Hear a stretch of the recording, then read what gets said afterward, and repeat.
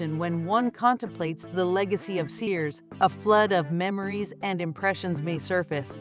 Perhaps the whimsical and nostalgic music commercials, the enduring appeal of their household appliances, or the ubiquitous presence of standard clothing lines in bustling malls, akin to Macy's or JCPenney, occupied a distinctive space at one end of the mall, seemingly absorbing an exorbitant amount of retail real estate, often characterized by queues that stretched beyond what one's patience could bear. In my personal experience, the wait always seemed interminable.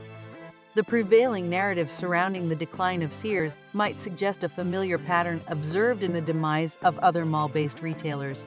Conventional wisdom points to Sears as purported failure rooted in a lack of innovation, a damning verdict echoed by various sources. After all, Sears once boasted a renowned catalog, a cultural phenomenon whose rise paralleled that of Amazon. The absence of a suitable successor to this catalog left Sears vulnerable, missing the opportunity to become the pioneering force in e-commerce that Amazon eventually became.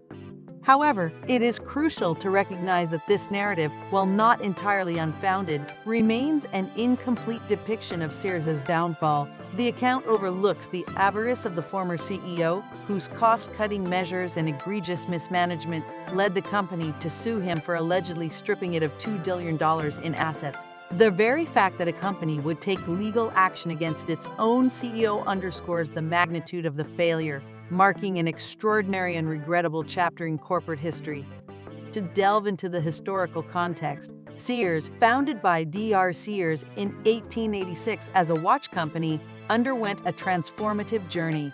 From its humble beginnings as a mail-order watch company, Sears evolved into a retail giant propelled by its famous catalog, offering a revolutionary no-money-down purchasing option. By 1925, it had expanded into the retail space and diversified its offerings to include cars, achieving a staggering $16 billion in today's equivalent value by 1945. During its zenith in the 1970s, Sears employed a workforce of 350,000, known for its fair treatment of employees, a stark contrast to prevailing labor practices of today.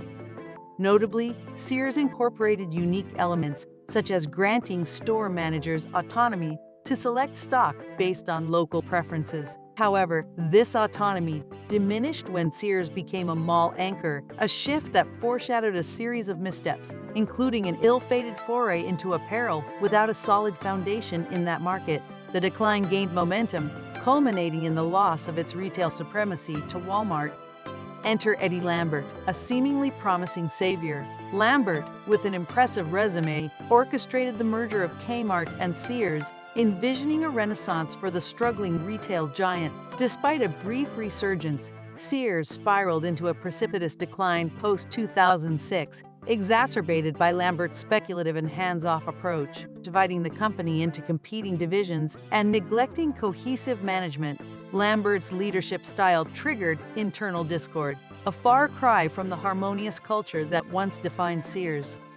As the recession loomed, Sears faced formidable competition from Amazon, an emerging force that outpaced it in 2011. While Amazon's ascent played a role in the retail industry's transformation, Sears's internal disarray, coupled with Lambert's questionable decisions, propelled its demise. Lambert's devotion to Ayn Rand's philosophy of selfishness, implemented through the creation of internal markets, further corroded the company's unity, leading to its unraveling.